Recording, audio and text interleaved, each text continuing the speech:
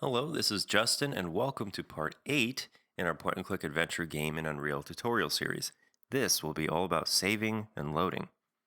So it's going to be kind of a short one because it isn't too complicated. However, we will be later working with menus and stuff, and we're not going to be doing that in this. It's more logic based. So let's do some cleanup first, and let's go into the BP hotspot blueprint, and we're going to add a new function called hotspot visibility with a Boolean input I'm just going to call hidden with a question mark. And then after that, I'm going to do set actor hidden in game and connect the bool up to the new hidden input. And then I'll add a set actor enable collision. And then from the bool that I pass in, I'm going to add the not node because the bool on the set actor enable collision is reversed. When it's true, it enables it, and when it's false, it disables. Now in the adventure instance, I'm going to add 3 booleans. The first one's going to be called knife obtained. The second one is pickle obtained. And the third one is tower door unlocked. Then, while I'm here, I'm going to rename current door to last door used. So since the adventure instance persists through all levels, this is going to be the place where I keep track of game-related information. So things like the bool saying whether or not an item is obtained can go here because when I move room to room, I can reference this to see if these things have already happened. Next, I'm just kind of categorizing some of these variables to clean things up. You can do it however you want, but the important part, I think, is to categorize the booleans and other variables referring to specific levels into their own category, preferably the name of the level that they're in, so you can easily see kind of where these things are referencing.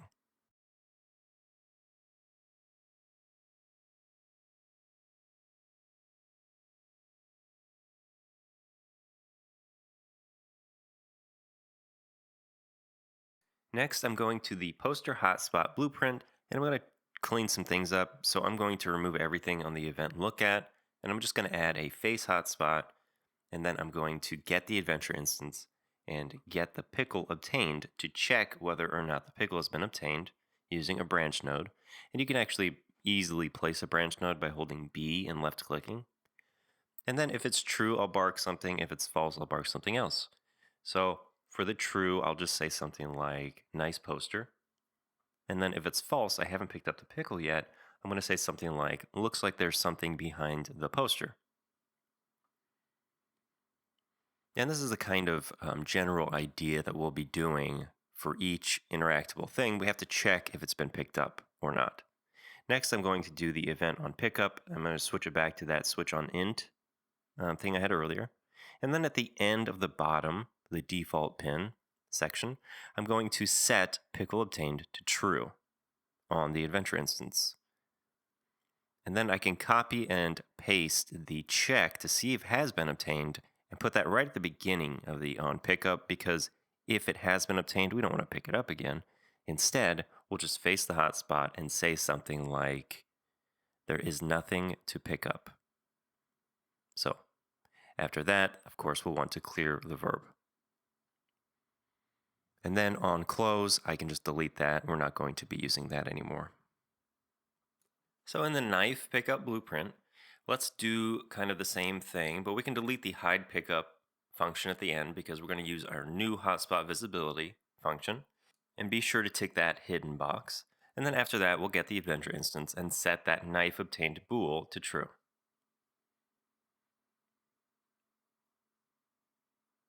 Now we can delete everything except for the event begin play because we want to check if we have obtained the knife at the beginning. And if we have, we will hide the hotspot. And an interesting way we can do this is we can get the knife obtained bool and go straight to hotspot visibility and hook that boolean up to the hidden input. Because if the knife is obtained, that's true, then it will be hidden. That's also true. Now over in the tower exterior level blueprint, we can remove everything on the bottom except for the door reference, and then from the door we'll call our hotspot visibility function, and we'll keep that hidden bool unticked because this will show the tower door that leads to the next room. And another thing we can do at the top is if you drag out from the event, you can find Create Event and then select the Unlock Tower Door event on that drop down at the bottom. That way it won't be linked up directly and it can just reference whatever event is in the event graph. Now let's move the bind event to Unlock Tower Door Dispatcher at the beginning. And then after that, we'll get the adventure instance and get that Tower Door Unlocked bool and check whether or not it's true. And then if it's true or false, they both are going to go to the same function. They're both going to go to the hotspot visibility function. Both of them will be linked up to the door reference. However, the only one that is going to be hidden is the bottom one, because if the tower door is not unlocked, then we will not be showing the door. And lastly, we need to update the pickup locked door blueprint. So at the end of the item use succeed, we're going to get the adventure instance and set the tower door unlocked to true.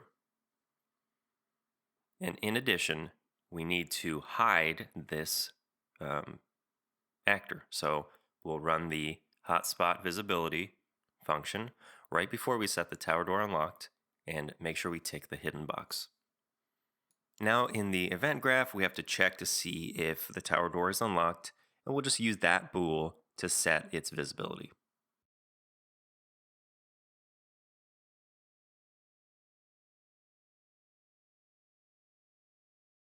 Now we can check and see if this works. So we can pick up the knife, we can pick up the poster and get that pickle, and then use the knife on the pickle, and we have the key, and we use it on the locked door. Now we walk through, and if we return, everything should be saved. And it is. There's no knife. If you pick up the poster, there's nothing to pick up, and the door is gone. So our saving is working, at least from level to level. Now let's figure out how to save to file. So open up the hotspot and delete enable and disable hotspot, those two functions. We aren't going to use those. And then let's go ahead and categorize everything except the hotspot visibility function into a category called player interaction. This kind of just breaks things up and makes it a little easier to see, especially when you collapse the player interaction category. Next, we can go to the pickup blueprint and delete the hide pickup function that we're not going to ever use again. And then we will want to go to the blueprint folder, create a new blueprint class, and look for the save game object. And we'll call this BP underscore adventure save. Now let's go to the adventure instance and we'll create a couple functions. The first one will be called adventure game save. And the next one will be called adventure game load. And then we'll create one variable and we'll call this adventure save object, and then change the type to our adventure save blueprint that we just made.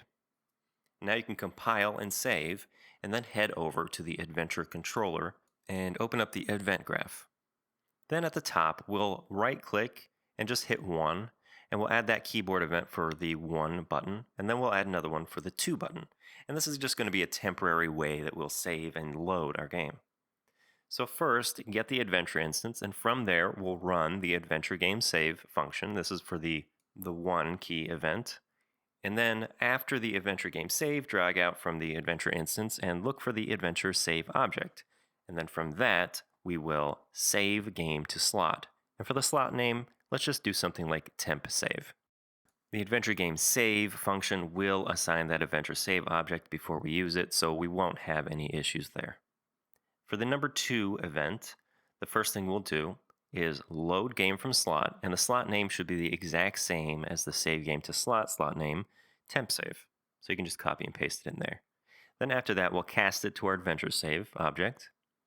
We'll get the adventure instance again, and then set the adventure save object to the BP adventure save that we get when we cast. Then after that, we can run the load adventure game load function. And then to top things off, we will call the update interaction text and load the study room just like we do on the event begin play. And then you can compile and save, and we don't need to be in here anymore. That's all of the functions that we need for loading and saving. We just need to now figure out the logic that occurs when we run these functions. So let's start things off by looking at all of the variables that are in our adventure instance, all of the ones that we're going to be saving. And then we can open the adventure save and we need to basically copy each of these variables into the adventure save. So everything that goes into the adventure save object will be saved. So let's recreate some of these. So pickle obtained, we also want knife obtained, and we also want tower door unlocked. Those are the three big ones for the level. So we can go ahead and categorize these into a category that is the same name as the level. So within a category called levels, we can create one called tower exterior and just drag those into that section. Secondly, we want to get the starting level, which is of type name, and starting door label, which is of a type string. Those are also going to be important. So create a new variable called starting level, switch the type to name, and then create another one called starting door, switch that type to string. This tells us where the player is going to start anytime we load the game. So I'll move these to a category called general. And to create subcategories, you just separate words with a vertical bar, so shift and backspace. Now we need to save the inventory. And we're not going to create an array of BP items, but instead, if you looked at the add item to inventory function, we're adding items based on the item list enum, which gets the item on our data table and adds it to the inventory. So all we really need is an array of the item list enumeration. So in the adventure save, if you just create a new variable called inventory, set it to the type item list, and change it to an array, that's going to be all we need. And I'll just move it to a category called inventory. Cool, we have all of the variables that we need to save. Now we just need to assign this information from the adventure instance. So if we open the adventure game save function, the first thing we'll want to do is see if the adventure save object is valid. And if you recall, in the adventure controller, we are using the save game and then we're using the adventure save object without checking if it's valid here because we're going to be doing it in the adventure save game function. So if it's not valid, we want to create a save game object and make sure we select the adventure save class in the dropdown. And then we'll set the adventure save object right after that, and then we will continue using a reroute node to connect to the isValid line. So it's just a small deviation to create the object if it's not there. So if you head over to the adventure save object, you see we have the starting level and starting door variables. So let's set those from the adventure save object using the variables we have in the adventure game instance. But we don't want to set the starting level to be the starting level. We want to set whatever level the player is in. So we can create a new variable called current level and switch it to the type name. And this is what we're setting as the starting level because this is the save function. So whatever room we're in and we save it, when we load the game up again, we want to reload the room that we were in when we saved it. Next, from the adventure save object, we're going to set the starting door, and that will be the last door used. So we have that variable up here. If we get that, and then from that we'll get the door label associated with that door, that will be the door that we start in because it's the last one we went through. Now that those two are done, we want to save things like the inventory and then the variables in the level. So let's create some macros for this. We'll create the first one and we'll call it save inventory. And we'll add the in and out exec pins. And then we can just duplicate this one and call this one save tower exterior. And we'll categorize both of these into a category called saving. And then we can duplicate them again and we'll say load inventory and load tower exterior. And we can categorize those in a loading category. So then if we go to the adventure game save function, we can just drag in the save inventory and the save tower exterior so that we don't forget to put those in later. And then in the save inventory, we just need to transfer the inventory that the player has to the inventory that the adventure save object has. And keep in mind, we don't need to check if the adventure save object is there. We've already done that at the beginning, so we know it's there. And then from the inventory of the adventure save object, we're going to clear the array first. Just in case there's stuff already in here, we don't want to add more to it. We want to start from scratch. And then we'll grab the inventory, and we're going to do a for each loop so that we go through all of the elements of our player's inventory. And with each item, we're going to add to the inventory array that's of the type item list. And all we do is drag out from the array element and we just get the item and add that into our array. And once it's all done and completed, then we leave. It's very simple.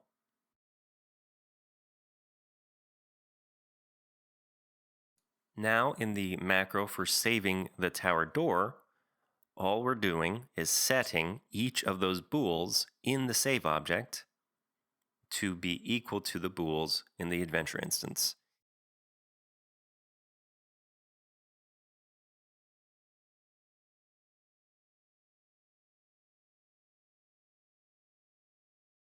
And with that done, our saving is all complete. And now you can open up the adventure game load and we can start filling that out. But if you want a test, you can try to fill all of this out and its supporting macros on your own to kind of see if you are understanding how this all works. So it's just taking the stuff from the adventure save object and assigning them to the variables in the adventure instance. So if you did try it on your own, then welcome back, and we'll go through and see if you match up with what I'm doing. So the first two things I'm doing is setting the starting level and starting door label to the variables, matching them in the save object. And then I'm running the load inventory macro and the load tower exterior macros right after that, just like we did in the save game function. And then for the load inventory, it's a lot simpler than the other one. We're just going through the array of the inventory in the adventure save object, using a for each loop, and we're just running the add item to inventory function and passing in the array element to the item input. And then when it's complete, it goes to the output. Next, we're doing the load tower exterior, and again, we're just taking the variables from the save object and assigning them to the variables in the adventure instance.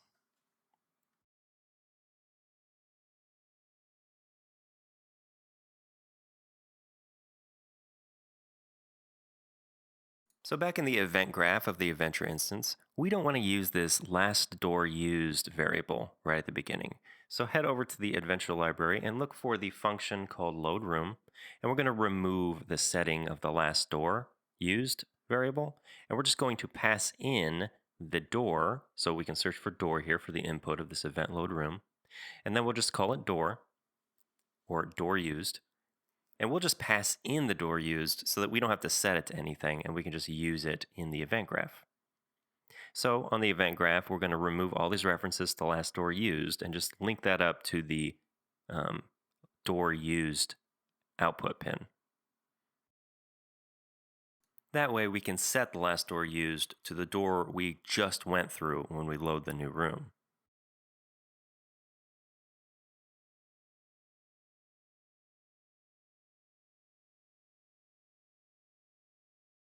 So for this find door function, we can delete the reference to the temp door label because we just have it right over here and we can just link it up this way. Cleans things up a little bit. And then what we want to do is open the find door function because we're going to make a couple changes in here. We can delete the print string at the top. And instead of going through everything, we're going to do a for each loop with a break so that when we find the door we're looking for, we can stop looking for more doors because we don't need to. So hook that up, and then the loop body will go to the branch, and the true portion of the branch will just go and break this for each loop instead of continuing on. And then when the for each loop is completed, that will teleport the player to the new location. So we can move all of this stuff down and make sure that you hook up the door reference to this pin down here that tells the player where to teleport. And we can clean it up a little bit. And then at the end here of this whole function, right before we leave, we want to set the last door used to the door we just went through. So we can just get the reference that is being passed to the teleport and the facing direction. Cool. Now you can compile and save that and head back to the event graph. And we will be now setting the current level to be equal to the last door used current level. So we can grab that last door used, and then from that, get that current level and set it to the current level variable. Now we have a reference to the last door we used and the level we are currently in. So now for the event load starting room, right at the beginning, we'll do the lock player input just like the other one, just to be safe. And then we can move everything down because we want to check if a save game exists first. So we can check if the adventure save object is valid. So if it's not valid, we will continue to load the level by name. And just move this up a little bit. And the starting level is going to be the same with the door label, but we will set the current level to be equal to this starting level because we always need a reference to whatever level we're in. And when we're starting a new game or loading a game, we want to set it.